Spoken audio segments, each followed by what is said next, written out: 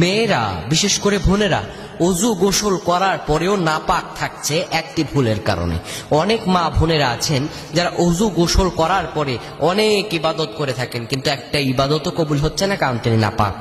তিনি ওযু করেছেন, ফরজ গোসল করেছেন, কিন্তু ফরজ গোসল হচ্ছে না। কেন হচ্ছে না? কারণ একটি ভুল তিনি করছেন। এই ভুলটা হরহামেশা আমাদের সমাজে হয়েই থাকে, যেখানে বলা হয়েছে আত্মহরত শাত্রুল ঈমান, পবিত্রতা হচ্ছে ঈমানের অঙ্গ। যে ব্যক্তি অঙ্গ নেই সে ব্যক্তি তো, যার অঙ্গ নেই তার কোনো দামই নেই। ঠিক তদু অনুযায়ী একজন ব্যক্তি যদি তার পবিত্রতাই না থাকে, তার ইবাদতের মূল্য আল্লাহ সুবহানাহু ওয়া তাআলার কাছে কোশ্চিন কালেও থাকতে পারে না। প্রিয় ভাইরা আমার, যা বলছিলাম আমি এখানে, ওযু করার সময় এই বিষয়টা আমরা অনেকেই ভুল করে থাকি, বিশেষত কিছু কিছু মা বোনেরা। এখানে দুইটা স্টেটমেন্ট আমি বলুন। ওযু এমন একটা বিষয়, যেই বিষয়টা আপনাকে আমাকে পবিত্র করে দেবে, আপনার আমার থেকে অপবিত্র বিষয়গুলো দূর করে দিবে, আপনার আমার মাঝে পবিত্র বিষয়গুলো ফুটিয়ে উঠাবে।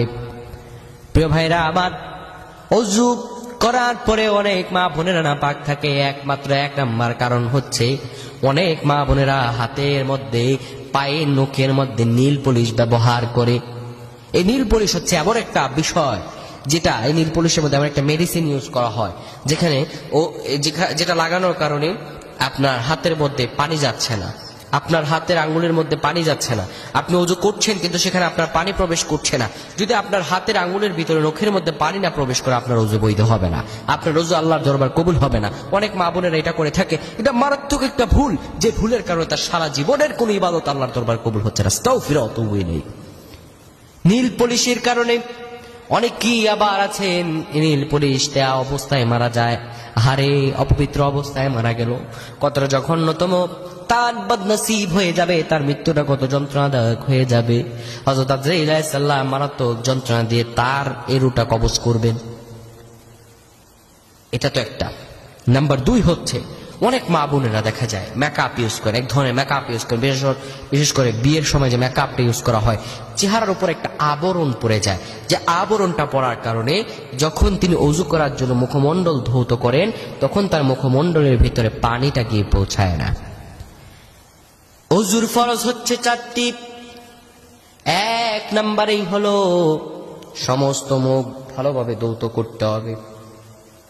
কানের এলতি থেকে কানের এলতি, থুতনি থেকে কপালের চুল পর্যন্ত আপনাকে মাসাহ করতে হবে, ধুতে হবে। পানি প্রত্যেক জায়গায় প্রবেশ করতে হবে। আপনার মেকআপের কারণে যদি আপনার সেই জায়গায় পানি প্রবেশ না করে, আল্লাহ রাব্বুল আলামিন আপনার সেই ওযুকে ওযু হিসাবে কবুল করবেন না। আর যদি আপনার ওযুটা ওযু হিসাবে কবুল না হয়, তাহলে আল্লাহ রাব্বুল আলামিন আপনার কোনো ইবাদত তার দরবার কোশ্চিন কালেও কবুল করবেন না, কখনো আপনার ইবাদত কবুল হবে না। তো ওযু করার ক্ষেত্রে এই বিষয়টা লক্ষ্য রাখবো। 1, নীল পলিশ ব্যবহার করব না। 2, মা বোনেরা অতিরিক্ত যে মেকআপ এটা ব্যবহার করবেন না। এটা ব্যবহার করার কারণে আপনার চেহারায় যে পানি প্রবেশ করছে না, নখের মধ্যে যে পানি প্রবেশ করছে না, এতে আপনার ইবাদত কবুল হচ্ছে না। তাই এই ব্যাপারে অতীব সাবধানতা অবলম্বন করতে হবে। প্রিয় ভাইরা আমার, এই বিষয়গুলো মা বোনদেরকে জানিয়ে দিবেন, এই বিষয়গুলো সবাইকে জানিয়ে দিবেন। আপনার একটি বিষয় জানানোর কারণে আপনি আর সওয়াব পেয়ে যাবেন। আল্লাহ আমাদের প্রত্যেককে কবুল করে নিক। আমরা পড়ছি আল্লাহুম্মা আমিন।